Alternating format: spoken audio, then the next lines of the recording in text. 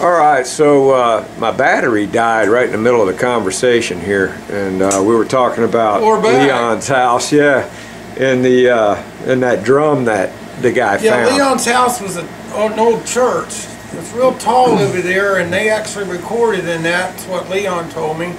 But I went over there after Leon had sold the place to another man, and I told him I knew Leon that used to live there, and he asked me if I wanted a bass drum that they had left behind. And come to be, it was Robert Nix's bass drum from Atlanta Rhythm Section. It was a clear Seekers. Wow. So anyway, I had that for a long time, and yeah, that's on that. But Leon lived over off of Blanding Boulevard. I'm going to show you that tomorrow too. There's another house that he lived in, a small house. That, cool. Where Craig got the car from, the Malibu, and did that. And then you were telling me how you met Ed King. Yeah, when I lived with Alan, when he was in the wheelchair, and they getting ready to start the tribute tour, I'm sitting in the living room, and actually had Dwayne's cousin, my buddy Dwayne, that just passed away from the Sam Hill band. Anyway, he was over there helping me with Alan, and we're sitting in the living room, and I heard somebody knock on the door at Alan's house in the living room. People came through the garage, and when you walked through the garage, you came through the laundry room unless you went to the front door. So anybody that knew Alan or visited there, everybody went through the double garage and in the laundry room and in the living room. When you walked in the living room, Alan was sitting right there. He had a chair, a couch, a big screen TV, and the gold records went all the way around the room. Yeah. From when you walked in the room, went all the way around, and then. And he just stayed there all day. Yeah, that basically? was pretty much where he stayed at. Yeah. It was in his living room right there, because the studio was right out back. It was a swimming pool. We had a swimming pool. Were people just like, I mean, give me an understanding of what it was like at Alan's house during the day. Did people just kind of pop in, or? Well, Alan slept during the day. Okay, he was a rock star. Okay, yeah, so right. Before he got, before he got paralyzed, yeah, he slept during the day and wanted to party all night. So he would talk to his friends or get his friends. So at night, like between. People would come over, and the studio was out back. But anyway, you were asking me about Ed King. Yeah, Ed King, yeah. And after Alan got in a wheelchair and they started the tribute tour, I'm sitting in the living room with Alan and Jason. Somebody knocked on the door, and Alan said, "Come in." And the guy opened the door and just stuck his head in, and me and Jason looked at each other, because I never met Ed King, and he definitely didn't look like he did from the records. And Ed King, or the guy, stuck his head in the door, and as soon as Alan seen me, he said, "Ed!"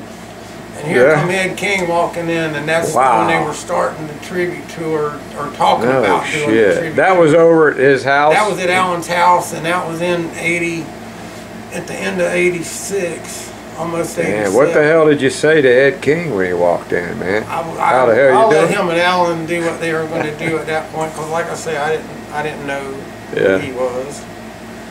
But yeah, that's what my Ed King story, other than when Mike Estes got in the band.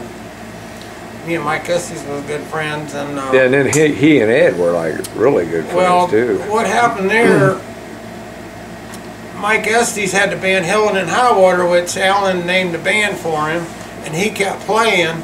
And when, like I was telling you earlier, when they had the studio in St. Augustine, this is when Kurt Custer was the drummer, Ed King, Randall Hall, and all of them, and they needed people to help write songs. So they were having different people to come in there and write songs, like I said, from Cinderella, from I can't remember all of them, Brent Michaels, and so Craig was, well, you can tell we stopped and took a break, huh? This is all your fault. So anyway, Craig was sitting there watching them struggle writing songs, and so Craig recorded the music, or let Mike Estes, he called Mike Estes and told him, I hope Mike Estes don't mind me telling the story about this, but I was there. Craig called up Mike and let Mike hear the song over the phone, and Mike recorded it and wrote words to it. because he was a word guy. So and how long did it take him? It didn't take him no time. Just like I told you, he wrote songs. One of the songs that I wrote with Al. Right. Yeah. And Mike, very talented. He's a good word guy. Yeah, he's working on our opening I know, song. That's so cool. He's already, that fits right up his alley. Yeah, he's and you know, that guy is he's a very personable, humble guy, and he just, I can tell he's fun to hang around on Westies. You know, we love having him on there. So. Yeah, I went to his house and back when his kids and God, I don't even know, 91. I went to his house and hung out with him and recorded a song with him, and had a lot of fun. But what Craig did, like I said, he let Mike record just the music of what Skinner was trying to get lyrics written to, and Mike wrote and sent it back to Craig. So when Ed and Gary and all came to rehearsal, Craig played it for them. Said, "Hey, listen to these lyrics." And they listened to him, and they were like, "Oh shit!" And then Ed's like, "Well, who is that?" He said, "That's my friend Mike Essex." He'd never met him before. No, Craig could have got fired for that, don't you think? I mean, well, yeah, Ed, but you Ed know, was like, "Who are you to send in our music to somebody we don't know?" But when he realized, but Craig can get away with stuff like that. Yeah. There's something else I want to go into about Craig too before I. Lose your train of I'll lose my train of thought again.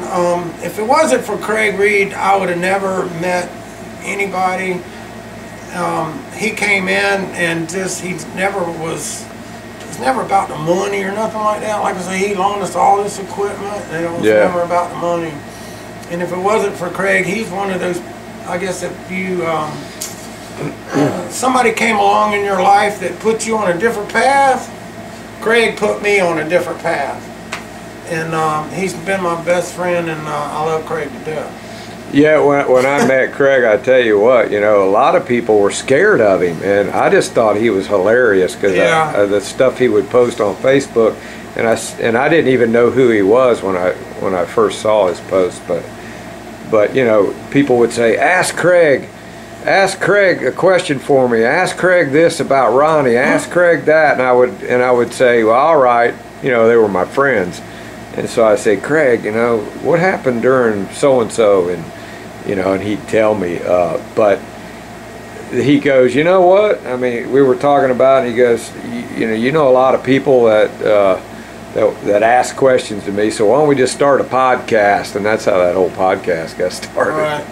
Well, the way Craig is now, that's exactly the way he was in 1982. Yeah, just that same, you know. I knew exactly like that. He would walk I knew in and it's Craig. He's just cool as hell, you know. Yeah, he's just cool. He's and you know, I mean, he has he'll no talk filter, to anybody. and I No, think that's cool. I know. Yeah, that's why, you know, he can talk about fat people and get away. Talking about Craig, when he left to go on the road after the Alan Collins band broke up, and he was staying with Ronnie Caruso, that was his best friend.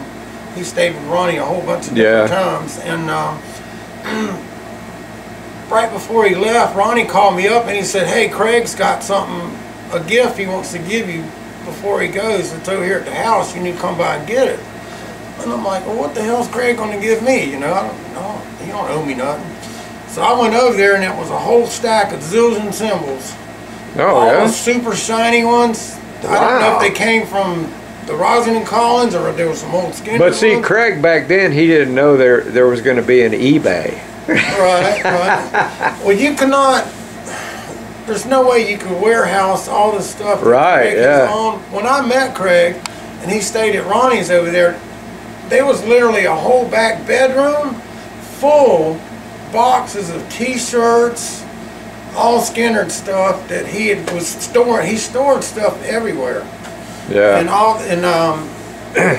he's good at keeping track of stuff. You know, I mean, that's. Well, they would have thrown, like I said, a lot of that stuff got thrown in the garbage. I don't know exactly why they kept Craig around, other than I think pure entertainment, and he was organized. Right. Well, you know the song with the that one of the crew had to go with Oh, one of the oh guests. yeah. And Craig he told me a story that way back when that they'd be in a motel or whatever, and Ronnie'd go down into the bar and pick a fight with a whole bunch of different people. And Craig would tell me, Ronnie would come up and beat on his door, and he'd say, Craig, do I have a friend? Yeah. Do I have a friend, Craig? And Craig told me that story about that right there. Yeah, and if he didn't get up and go be his friend, then he'd be in trouble. But I could see it. Craig's, like I said, I met him, and I wouldn't mess with him. Yeah. I mean, he's still in good shape, condition now, but I mean, I'm a little guy, but you know what I'm saying? Craig, I could see why they would have Craig around. He would no hesitation. Yeah. To do what he needed to do. Yeah, he's told me a few things. Some of the stuff what's really amazing is, you know, he said what he told me was Ronnie wasn't really that big of a fighter. You know, I mean, as far as he wasn't that great of a fighter, but he just wasn't scared to fight. You know, it's almost he was a scrapper. I've heard some stories. But he said he would, Ronnie, if he felt like he was losing, he would bite you. Yeah, that's a real street fighter right there. There's no way I would mess with Ronnie Van Zandt. But Johnny, I know Johnny real well. Yeah? Yeah, he's a good friend of mine. He's my same age as me. We pretty much. Yeah, he and I've met Johnny, and he's another cool guy. You know, he's a nice guy. Yeah. But yeah, I've heard some really bad stories about Ronnie being, you know, being a bad guy, mean guy, or whatever, I guess you would say. Yeah. But anybody that's short, I guess, and with long hair, I could see how he'd walk into a bar and somebody would see him from behind and not realize he might be a guy or whatever or something. I could see more of that. Well, he wasn't scared to fight anybody. Oh, heck no. I'm glad I never had to go up against I asked Craig, did you ever get in a tussle with him? He said no. I don't think he would. He said Artemis didn't either, so. I wouldn't mess with Artemis either. Yeah. Yeah, Artemis, both of them are pretty wild there. So what's on the agenda tomorrow? What I'm going to take you over to Alan's house, and we're going to start at Alan's house, and I'm going to take you down the road. When they did Street Survivors, Gary wrecked his car, and Alan supposedly wrecked his Jeep along the same time. I don't know the timeline, but when I would take Alan to the store, we would go across this bridge, and he'd always look over, and that's where I wrecked the Jeep. Oh, okay. He said he was running about 60 down through there, and he said the bridge was coming up, and he said, you know what, fuck it, I got a roll bar, and hit the gas, and he jumped the bridge and flipped the Jeep, but the windshield hit him in the face, and that's why it messed up his eye on that. You can see him in that picture right there. Is it that picture? Yeah, the one in the middle, how his eye is kind of hanging down. That's what happened to him at that point. But he told me the Jeep landed up against the bank on the other side. Yeah. But anyway, I'm going to take you there and show you that, and then I'm going to take you and show you what really happened on the worst night of my life, when Alan got in a bad car wreck and paralyzed. I'm going to show you the actual culvert that he hit. There's a big ditch. It's probably this deep. It's got sandbags, concrete sandbags around the culvert. And he swerved and hit that, and there's a big old chunk of the concrete missing out of the culvert right there. So I'm going to show you that, and I'll probably take you over and show you where Leon used to live too. Yeah, and then we're gonna load up your boat and go to the Hell House. We're gonna go to the Hell House by water. I don't think that's ever been videoed, you know, as far as on a podcast or anything. Which is really cool, but it's yeah. weird. You know how to get there? Yeah, I figured out. But Craig called me up and said that well, if I had access to a boat, and it's funny, I got like 4 boats sitting in front of me, and including an airboat, so we'll figure it out. Yeah, as long as Alan didn't rub off on you, because we don't want to go flip the boat out in the creek. I'm still here. And Alan actually had a boat too, and Craig rode in the boat with Alan, and Alan told me about having a boat. I wonder how he was. Riding in a car would be bad enough, but there's no way in hell I would get in a speedboat. No way. Yeah. Driving, that wouldn't have happened. But well, there's a picture of him with the goggles on. Yeah. And I wonder if that was Bad Company or not, the boat that Ronnie and Gary had. No, that's a different boat. Different one? Ronnie had a fishing boat that was named Bad Company. Alan had a speedboat that actually he got from Ronnie Caruso. Oh, yeah? That's Craig. They had a boat thing. Or that's just what I heard. I wasn't around back then. Oh, okay. Anyway, that's... but Alan always told me he had a boat. I've had quite a few boats. But there's no way in heck I'd ever get in a boat with Alan Collins driving the boat. Oh, my God. Well, I think that Black Creek... I guess, don't you launch over there near Whitey's? No, we can actually launch right there on the same where Black Creek comes out. Yeah. There's a place to put the boat in right there at the mouth of that river. And we go right up in there, and that Peters Creek or whatever goes back up in there. Yeah, I should have brought I've never been in there by water. I've been there. I should have brought my scuba tank so I could dive down there at the end of the dock and see if there isn't some kind of a Skinner memorabilia artifact. Right. Back in the 70s. A whiskey bottle. Yeah, back in the 70s, I was good friends with Mark Wheeler, and they had the King's Ransom band. And I didn't realize this until now in the last 10 years or whatever. But Mark Wheeler was a good friend of mine.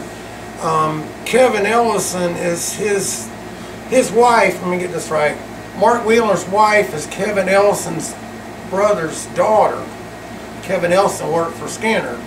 And in the 70s, I want to say 1979, I went to a party at the Hill House. Oh, wow. And all it was a concrete pad, and the band set up and played out there. And I got to a party out there, like I say it was in 79 or whatever, it was after the building had burnt down.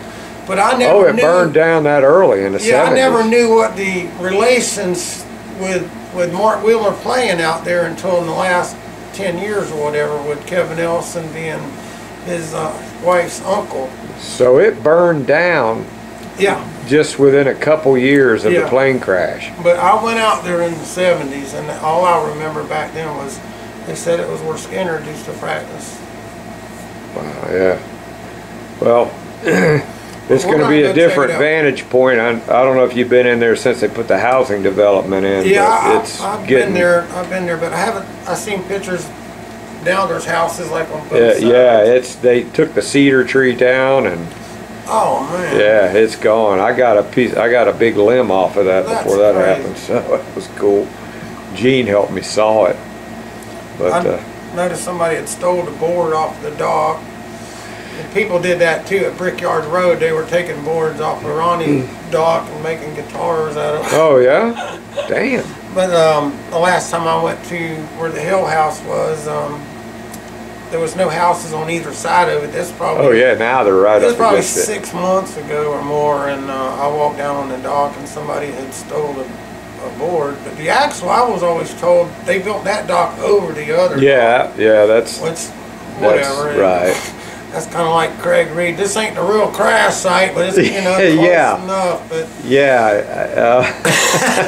that's a whole nother. Craig doesn't understand logistics sometimes. I said, Craig, man, they can't build a monument right on the crash site because that property doesn't belong to them. Right. But I guess you figure anybody could be bought, so. Yep. All right, well, I think we're going to go ahead and wrap this up for the evening. And I'm going to do a zoom in on that guitar, man. That's like really cool. And thanks for letting me hold it and play it. That like I said, guitar I'm going to put it back the way it was when Alan had it. I just haven't done it yet. Played on tour, right? Yeah. With Alan. It was used in the Rosalind Collins band and the Alan Collins band. Sitting there shaking, thinking, why am I shaking? Okay, we got Steve Reynolds here, and this is later on in the night. We've been talking for a while, and he's talking the secrets out of me. Yeah, and this is because he found Alan's guitar over at Alan's house up in the rafters, and and he put it all back together and everything. So he knows the ins and outs of how that Firebird was wired and everything, and he's going to go through and explain exactly how the pickups and the tone and all and the volume and all that stuff was wired. I'm gonna try to explain. I'm not a guitar tech by any means. I'm a drummer. Those are my drums right there. But anyway, when I lived with Alan and after he was paralyzed, I got to pull all his guitars out of the closets and everywhere and lay them all out. And one of the ones that I pulled out was his original Firebird 1. And that's the original Firebird that I always thought he recorded Freebird on. But I found out here lately, I was telling Griff about that earlier, that he actually recorded the original Freebird on an SG, a white one, and you see pictures of him holding it. But anyway, when I was looking at his Firebird 1, this is what they call a clear bobbin P90. You can see the wires in it. Much people don't know much about guitar pickups, but anyway, most of the times you can't see that, and they only put these in certain Gibson Epiphone guitars they call clear bobbin. Alan took one of these. This is a similar one. This is out of an SG from the 60s. The original ones had a brass plate on the bottom and they were set up different, but you could see the wires in it. Alan built his very first Firebird was a one. It only had one pickup in it, and it was a mini humbucker. So he wanted something more powerful, so he took one of these out of a Epiphone Casino from the early 60s with the dog-eared P90 cover, a chrome one. And he took that pickup and carved a hole out in that Firebird 1 to fit this down in there, and got it down in there and got the cap on it. Then he took the mini humbucker and put in the front and carved a hole in it to fit that, because it only came with one pickup. So now he's got a P90 in the back, which is a single coil, and a double mini humbucker in the front, but the guitar only came with one volume and one tone because it only had one pickup. So what he did was wire a switch to turn it off, which wasn't on there, to switch from 2 to 2, or which one. He wired both pickups to a volume and a tone. And so therefore, that's how he came up with the Freebird sound, is how with one volume and one tone with that type of wiring and that white with K500 volume and tone. The K500 are the more better, powerful volume and tone. But anyway, that's how I learned how to wire up his Firebird. When I got it, I put it back exactly the way it was. So that's the secret, and Griffin talked me out of it. Yeah. And I'm sticking to it because I seen it in the original Firebird in front of my face. Yeah, so all you Leonard Skinner tribute guys who wants to get a Firebird and start Frankenstein in it, however you think it. That's it. I did it. Or I call it hot rodding it or whatever. Yeah. But Gibson, for some reason, that just scares the hell out of them. I offered the guitar to Gibson and Custom Shop, and they said it wasn't significant enough. And I'm like, the Freebird Firebird is not significant enough to have a signature, but I guess being hot rodded, that they don't sell a guitar with two pickups and just one volume and one tone. But that's how Alan came up with the Freebird sound on the Freebird lead or whatever in this Firebird. And every Firebird that he went through, he pulled the pickups and all the electronics out of each one that he broke or whatever, like the one I had, and moved it to the next one. So going on and on and on. That's and when you found that guitar with a broken headstock, that to him it was just trash. No, I think he was holding on to it. I think one day he might have. He thought he could fix it. Yeah, because he was a sentimental guy. He liked this stuff. I feel like that was his stash. Yeah. Or whatever, where he stashed that, because he knew that guitar was recorded on Old Grey Whistle Test and over 90 shows. And including the one with Mountain, with Leslie West. Okay. And that's a very memorable Skinner concert, or I guess as I've been told. And where was it that it happened when it got broken? And thrown out into the audience. You remember? Joe Barnes told me every time they played Philadelphia, something happened.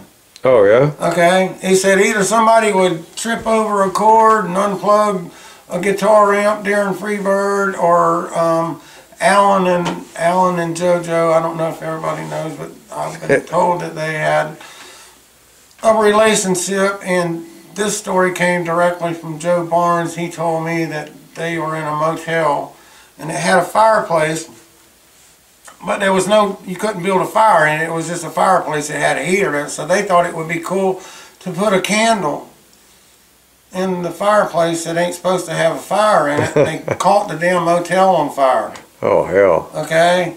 And then he said another time somebody had tripped over a cord or something, but so it kind of had a black cloud over that area. He told me every time they played there, so therefore that guitar broke on April 6, 1976, which was 2 or 3 months before the Fox Theater. The Fox Theater was in July 76. Yeah. So he got another Firebird and pulled those guts and put in it and used that one. Or else that one would have been in it. And like I told you before, that's the one he gave to the Climax Blues Band guy, which they played a lot of concerts with him. I guess that was friends with him. But anyway, that's how that went down, is what I was told. And it's also an audio from that show out there too. Okay, a great description there, Steve. You know, I mean, if anybody was looking for that exact sound, and they might have to rewind and listen to what you said. You know, it was clear bottom. Yeah. Volume and tone with just 2 pickups and just 1 volume and 1 tone. So there you go, the Reader's Digest version of the Alan Collins Firebird. So go hook yourself one up there. Another great story, and we appreciate it. Well, we're going to get hooked up again tomorrow, and then we're going to have some more fun. So it was a really cool experience in here in your little studio. One thing we want to close with, I want to see you play drums. I can make a lot of noise. You want to hear a lot of noise? Yeah, let's hear it, man.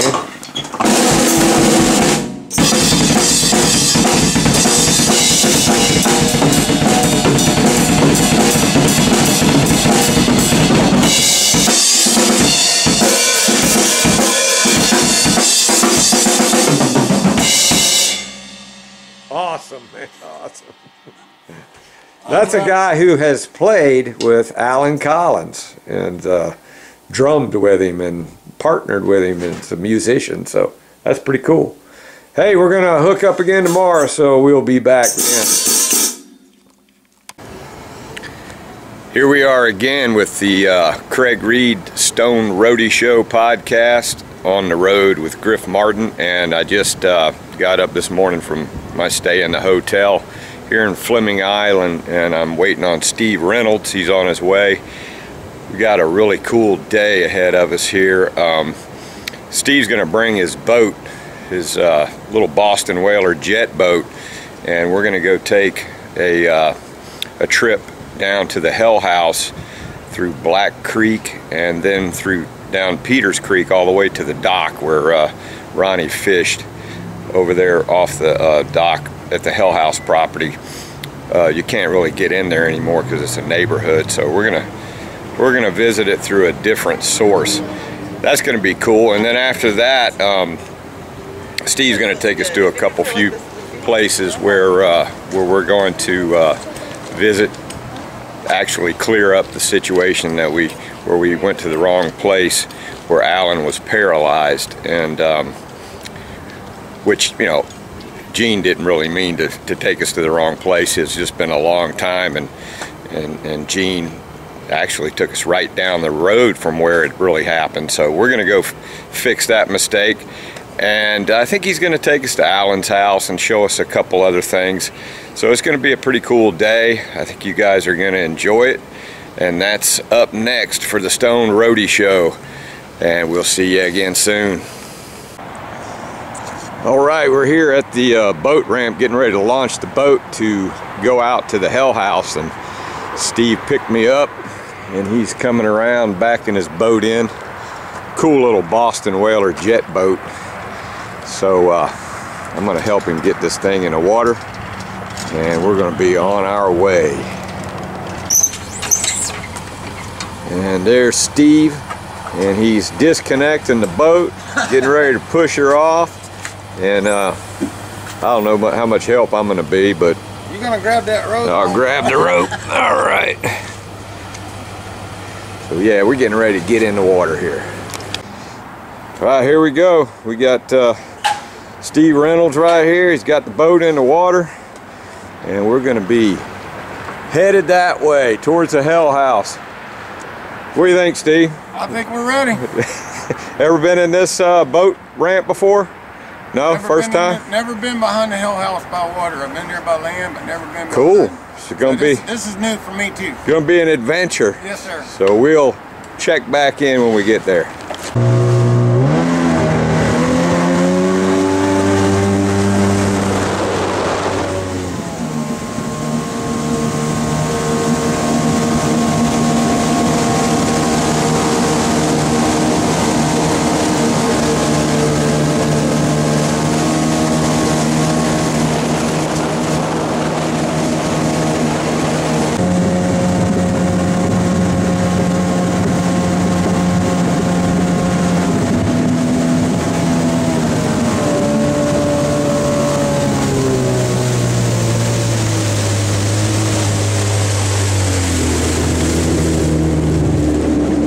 Steve, is that Peters Creek? I don't know. About gotta be. We get out this thing.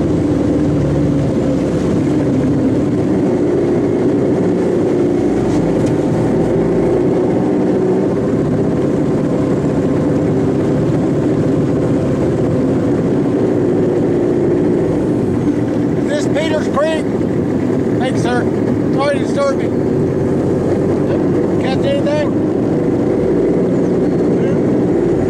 Got one? Well, this right here is Peters Creek, right at the mouth of Peters Creek, and you can imagine those guys. I heard they used to water ski down here. Craig said that isn't true, but I think they water skied more in Black Creek. But yeah, this is where the boat Bad Company, where they brought Bad Company through here. Did you ever see the boat Bad Company? No? I seen pictures of it. Yeah. An old bass cross on it made it look like a rebel flag. Sorry. I'm going fishing. Are y'all going fishing? No. We want to go see the Hell House. It ain't far, is it? Sorry to disturb you guys.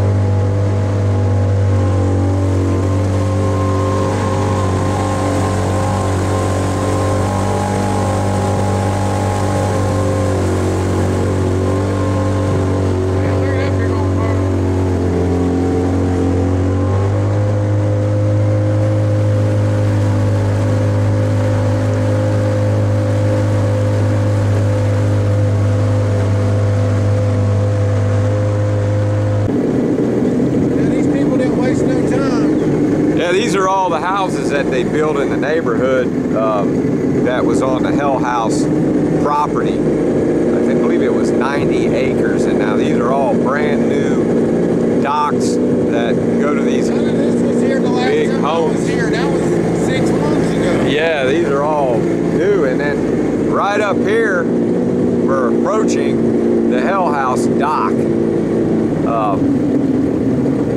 So as you can see, these other boat docks here are really from expensive homes and things, but that Hell House dock sticks out.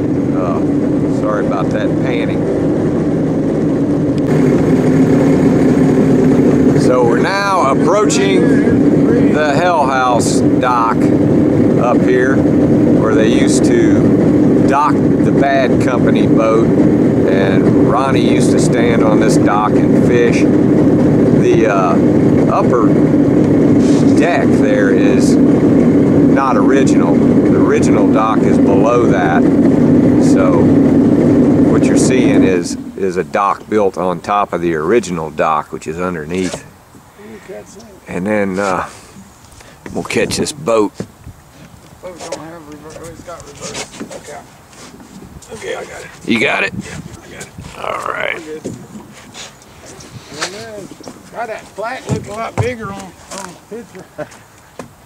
Oh, here's the plaque right here. The sun's kind of in the way. Can't really read it too well, but and there's the Hell House property right up here. I don't think that they would mind the Stone Roadie Show accessing this part of the land right here.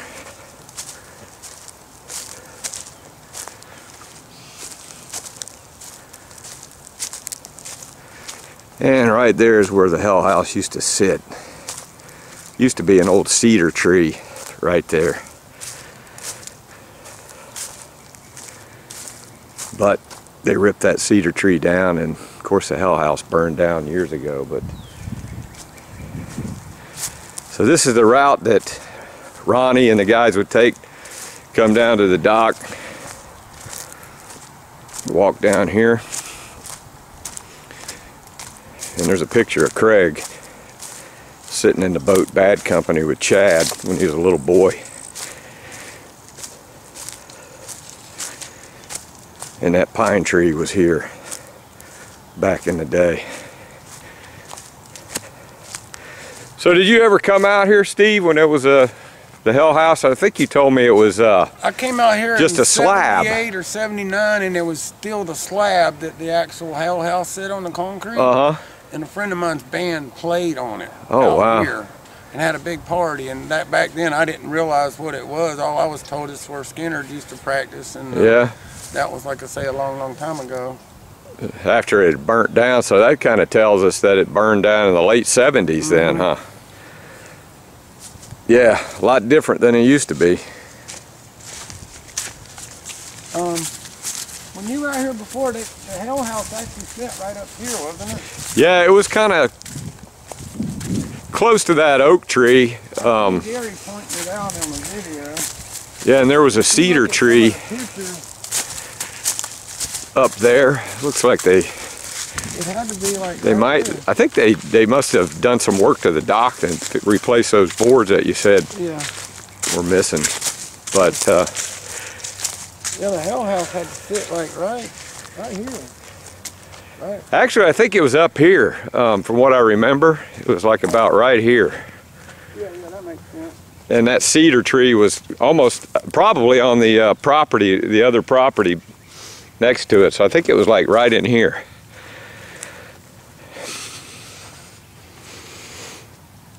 And there's the neighborhood. And boy, they hate it when people come in here and start looking at things. They'll run you out of here. I told you I can get in here during the week. I have a lawn service. We bring my lawnmower up here and come in here. Oh, cool. But yeah, this is my Graceland. Yeah. This property right here is my Graceland. This is Leonard Skinner's history right here. It is hallowed ground, man. It is definitely, like, and I am so happy that there's not a house sitting here. And great songs that they wrote out here, you know. It's just amazing that I'm just glad they didn't build a house right here on the property and it got saved. So we'll see how long that lasts. Yeah. Well, they've got that historical marker, so maybe that'll help things out. Do you think the Hell House is like right here? Huh? Yeah, I believe it was about right close to where you're standing. Look at the Hell House and see that hill goes down right there. Yeah, it's probably about right where you were standing, but that cedar tree used to mark it, and now it's gone. This is right. Yeah. This is my air guitar right here. Damn it, Alan. Ronnie. They always said they kept a pot of mushroom tea on the pot at all times. Oh yeah. House. So I drank some of when I was in high school, and I'm not a mind altering, but I couldn't imagine And Ed King used to give them creativity, I guess. Ed King and Craig used to stay out here and babysit it, all the equipment, you know, and that's where Ed actually broke into it at one time, and that's when they started having make somebody spend the night out here. And Ed King talked about that, how gators would crawl right up off the bank back there. And yeah, there's been a lot of like video shot of this property, you know, but never that I've seen from the coming in by a boat, you know. So this is pretty cool. Heck yeah. All right, well, we really appreciate Steve bringing us back here, and we're going to probably head out of here. Where do you think we're going to go next? We're gonna go park my boat, and I'm gonna take you around and show you some of the crash sites where Alan actually crashed his car and his Jeep and his Tornado. And have you ever been up to the office? Yeah, I've been up there. Gene took me up there. Okay, did he show you the windows where the... We'll go up there and I'll show you where Alan's car got stolen from. Okay. A scratch on it, tore the knob off the back of it, tore the vibrato off of it, and if you look at it now, it's got the wrong knobs on it and the wrong whammy bar, and somebody drug it through a small hole. Yeah, well, let's go. It all up. Go check that out. We're in trouble. Yeah, we're in trouble with the neighbors. Yeah, here comes the Chihuahua. So we're gonna bail out of here and we'll get back with you soon. Now we're coming up on the train trestle, which has actually been rebuilt since the album cover that the guys were standing on. This is a completely different trestle, but it's in the same place. And people used to come up here and sit on the trestle and listen to them play. Try to sneak back in here. They got it set up. You can pull a boat right up here. Right underneath the trestle here, next to the Leonard Skinner Hell House. And that's a public dock right there that the neighborhood put in, and then right down there is where the Hell House dock is.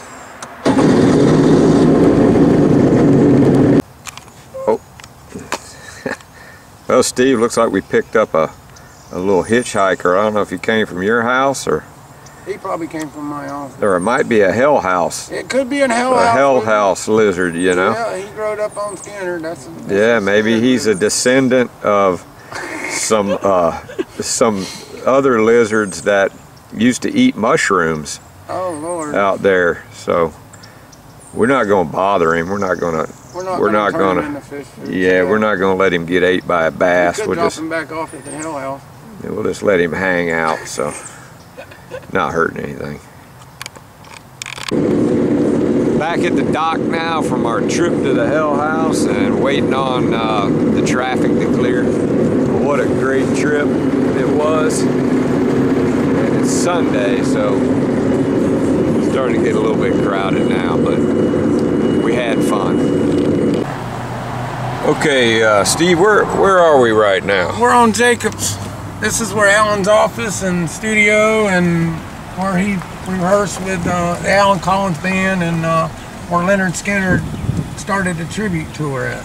Yeah, I've been over here with Gene before. When Alan owned it, all this was woods.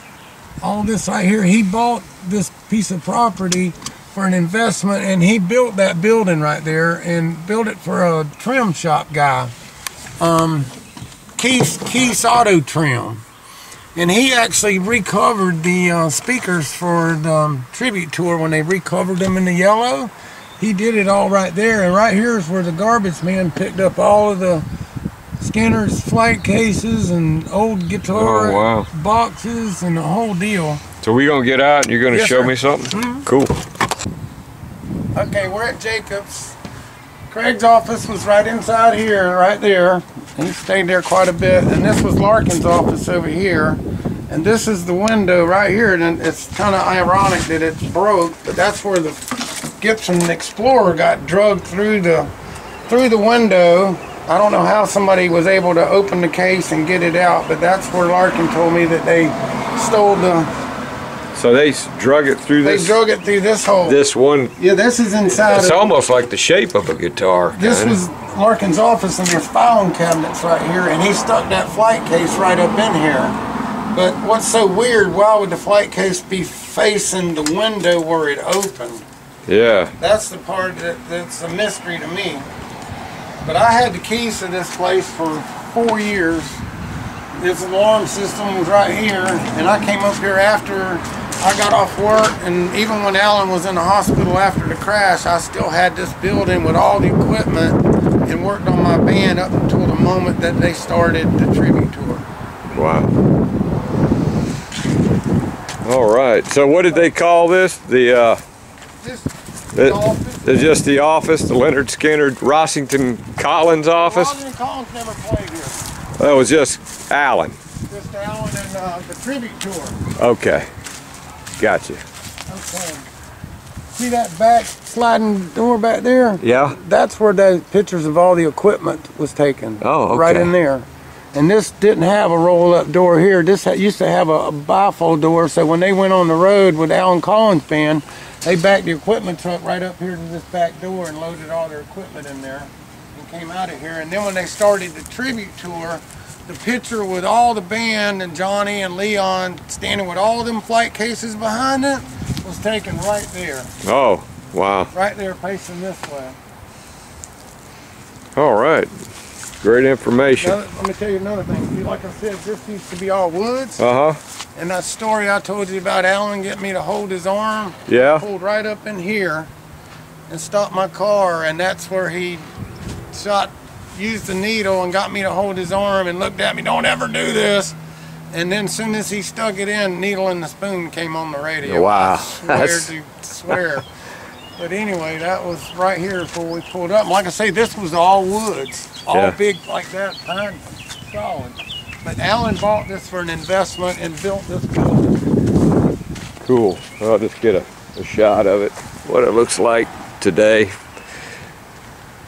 So there we go. The office, Alan Collins, the tribute band right there. So Steve, you're saying Alan at one time lived in this house? I think that's where he lived. Yeah. The early days of Skinner. Early days of Skinner. Steve says Alan lived here. Now you need to check with Craig on that one. Yeah, we'll run this through the podcast and let Craig look at it and see what he says. Little bitty house. Okay, this is right in front of a house that Leon Wilkeson used to own, and he lived here with Rhonda, his wife, and this is where Steve said that they lived. And Rhonda's the girl who supposedly was the one that cut his throat in the tour bus. Kind of a weird story about that. It just being a scratch or something, and it just made it look like there was blood everywhere. This is what Craig said later, because y'all brought it up on the podcast, and come to find out that she didn't slit his throat. It was a scratch, and he bled all over the damn pillow, and Dale thought... I think they tried to blame Ed King for it. I ain't no telling, but yeah, this is where Leon, this is where I used to come visit Leon all the time, and I actually, you're gonna love this, he got down on his luck, and I loaned him a TV and a microwave. Oh, wow. When they lived here, and my wife still jokes about that. You had to loan a TV and a microwave to somebody that was in Leonard's. But she met Leon and Rhonda, and they were super nice. Another cool story. Yeah, 85. There's another house that Leon Wilkeson lived in, and Grove Park, 85, 87 in Grove Park, and yeah, 85, this is 87. Where he lived when he had the Porsche. Where he lived when he had the Porsche. That's what Steve says. So another home that he lived in, and we don't even think he had a home when he died. Is that right, Steve? I'm not sure. Yeah. But it was brown back then. It wasn't red like that. But yeah, he lived in it. Yeah, when it was like brand new. Cool. Roof. Okay, we're over by Alan's house. And back then there was an empty lot, and it's right here where this is. And out, people could pull right up there. See that roof right straight through there on the other side of that house? Yeah. That's the studio. That's Alan's studio right there in his garage. But this was an empty lot, and it belonged to Pat Rowe that lived next door. And there was a gate. See, that's the studio. See how close it is up on the property line where that ladder is? Yep. That's Alan's studio in his garage. But where that garage is now, there was nothing here. So anybody could come right straight through here and park right up against the fence and walk through a gate and go right into the studio. And that's where Alan would come out the back door. If he didn't want you back here, he would pull out his rifle and shoot it in the air. But that's the band room right there behind that.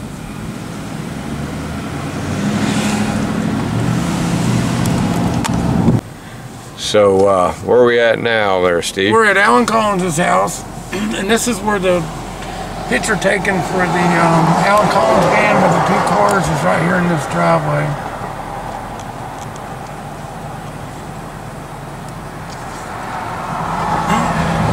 Driveway right to the left out there, that's where you could drive the van around to the left side and go right up in the house.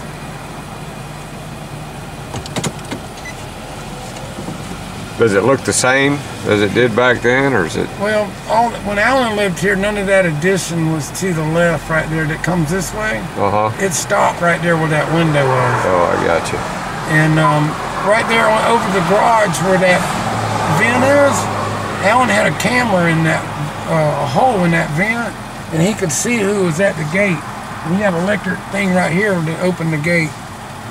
Oh yeah? And it was 2 gates, they welded them together.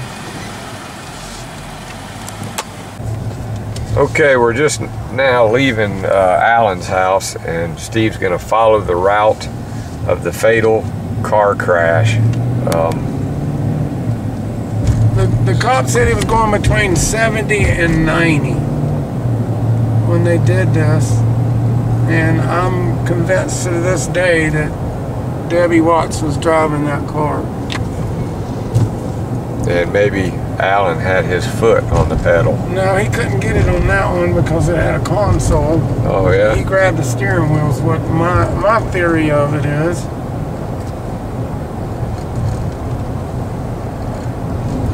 So he was coming down this road. This is Plumber Grant Road. Okay. And could you imagine going 90 miles an hour? I'm going 45. And we just passed the spot where Gene thought it was, I believe, because it was on that curve back there. Oh, okay. So. I was thinking Gene showed you this right up here. But yeah, it was right by that curve is where we were. Okay. Because Gene said. All right, y'all, we're fixing to have a car crash. The swerve marks in the road, black marks, did just like this and ran right and hit that culvert. You can see the crash in the culvert. See the down there where the pipe is? I'll pull up here. I'm gonna get out and video.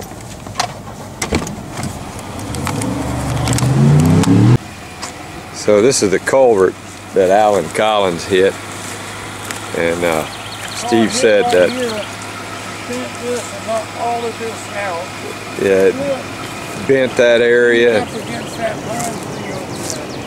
That's the pine tree it hit? And both of them got thrown after it. The car hit right here. Both of them landed out in here. So this is where Alan and Debbie ended up getting thrown from the vehicle, and the vehicle hit that tree. And they were coming from that direction, veered off the road for whatever reason. Maybe Alan grabbed the wheel. God, that just gave me chills when I did that swerve like that. I've never done that before. But yeah, that culvert got bent by Alan Collins' car. Did it knock that concrete out of there? Is that what's missing? Yeah, you can see it. It takes, you know how tough those metal pipes are. You ain't gonna bend those very easy, and you can see it's bent extremely bad. So you figure that car hit this ditch. That car, probably the hood was up here, but it hit right here and then went over, and both of them went out that side. Wow, so that clears that up. Now we know where Alan Collins got paralyzed. Kind of eerie. We're at another Alan Collins crash site here that Steve Reynolds is going to tell a little story about.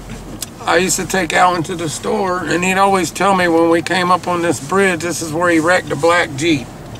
That about the same time that Gary wrecked a Torino.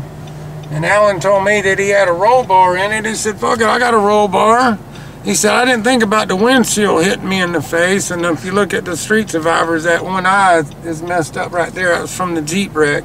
But he totaled it, and they redid the bridge probably, I don't know how many years ago, but like I said, it used to be an old wooden bridge. Yeah, but it had the same hump. It had a big, I mean, if you hit that going any speed at all, you would really, I mean, you can see it still got a hump to it. So what happened? Did he went over the hump and then he rolled it? He rolled it and ended up there on that embankment with it, but he didn't get hurt other than his eye, and that's when he showed his black eyes. Yeah. In some of the videos, that's what that's from.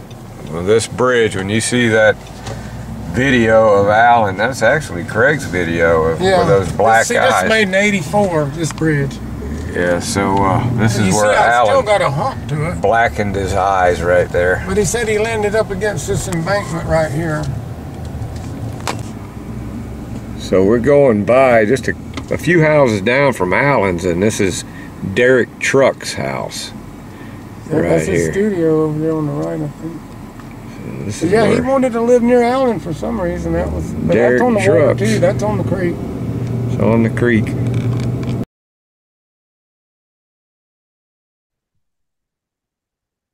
Well, that's going to do it for this particular On the Road with Griff Martin, the Steve Reynolds interview. What a great time I had with Steve. Steve's a really cool guy. Enjoyed hanging out with him. All those things that we did in a couple days. And he was really gracious enough to invite me up to his place, run me around all over the place in his truck, and take me to the Hell House in his boat. And we're going to have Steve back on the Stone Roadie podcast, and he's got so many stories. I couldn't get it all in there in that one On the Road with Griff Martin. So we're going to see you back on. Thank you again, Steve. Hope you guys enjoyed it. Man, getting to hold Alan's guitar and see all those cool pictures and things. What an awesome time I had. So hope you guys enjoyed it. And thanks again, Steve Reynolds. We really appreciated you taking the time and coming on the Stone Roadie podcast with Craig Reed. And we'll see you soon.